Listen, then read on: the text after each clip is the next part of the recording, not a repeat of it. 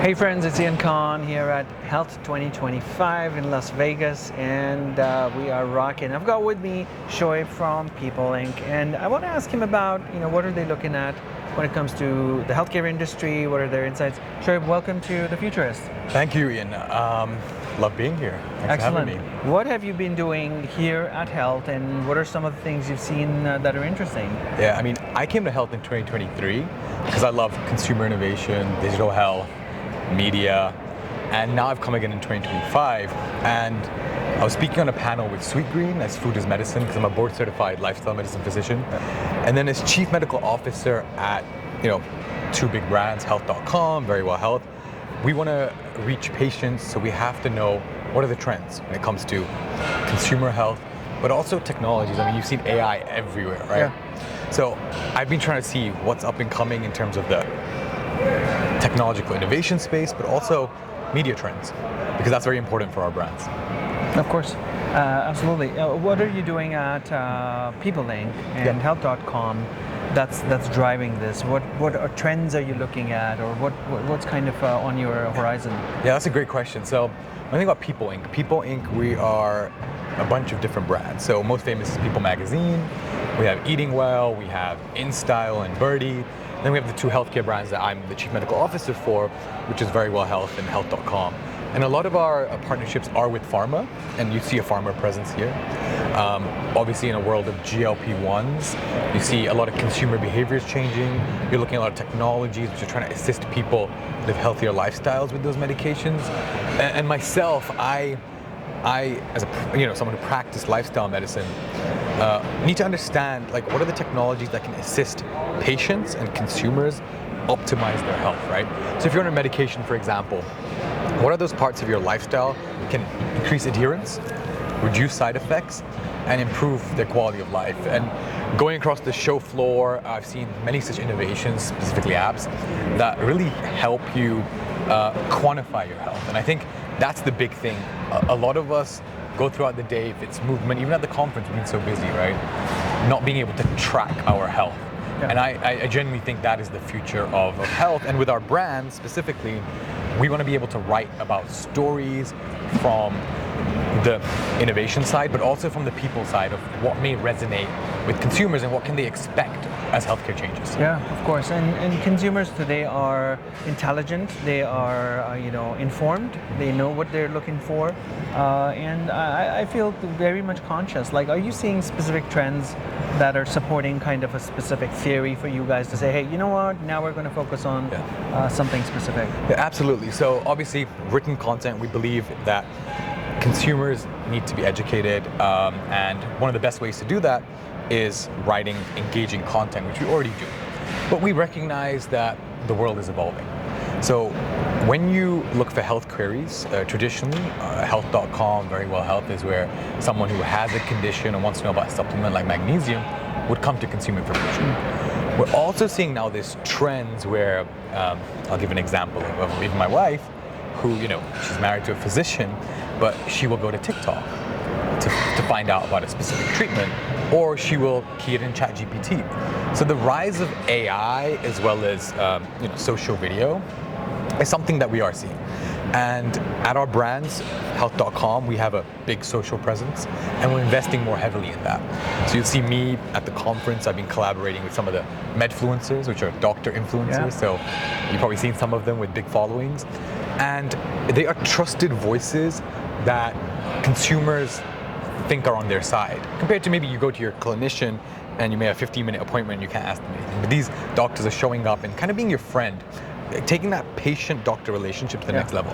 And we're trying to weigh into that, right? I lead a lot of the videos we do on Health.com, and then with AI, we have a lot of AI search functionalities that we're internally working on that probably couldn't share, but we're working on products that leverage AI to help consumers find our content in an easier way. Of course.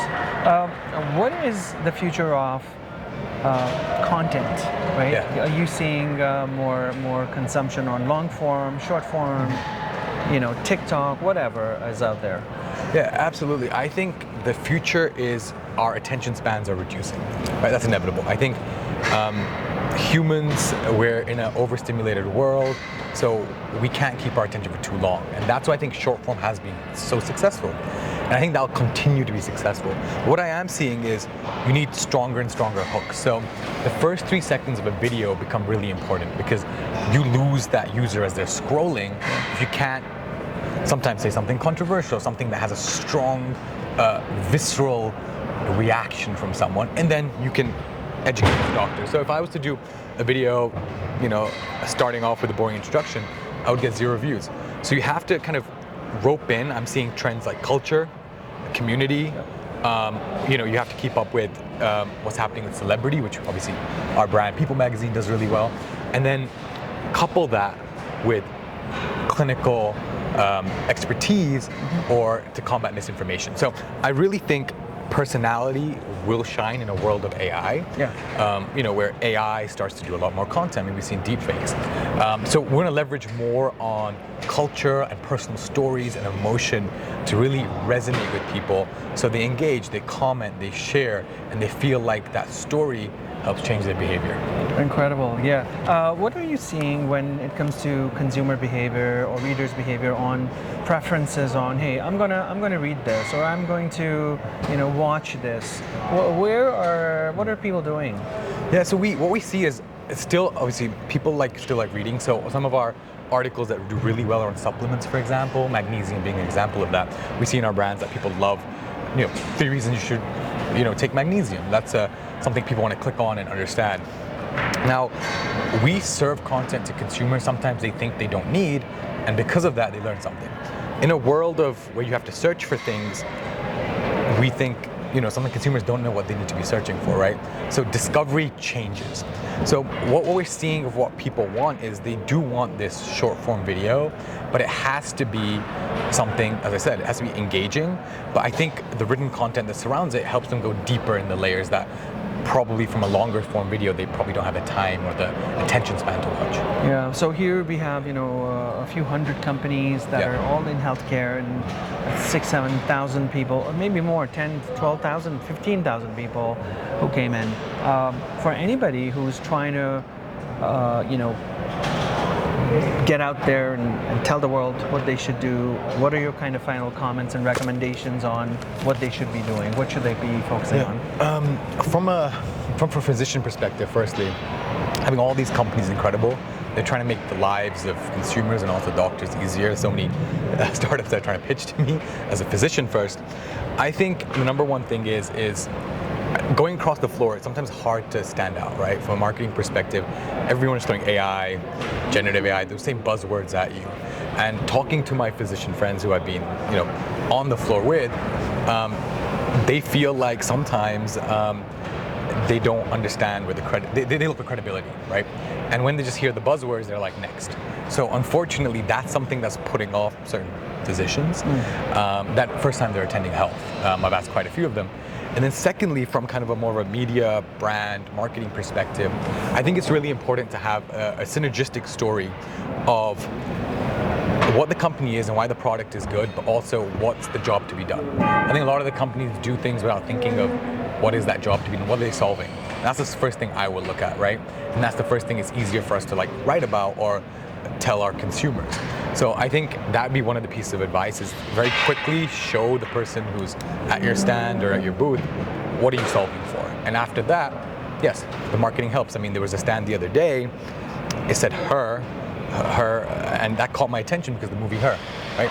I went up to it, it was a completely different company to what I thought, but it meant I started engaging with the founder, and she was incredible, her name's Akifa, and she was telling me about the company. So I think there's a mix of attention grabbing versus being a bit more practical in your story. Amazing. Thank you so much, Herb. It's a pleasure speaking with you here at Health, and amazing things happening in the world of content for sure.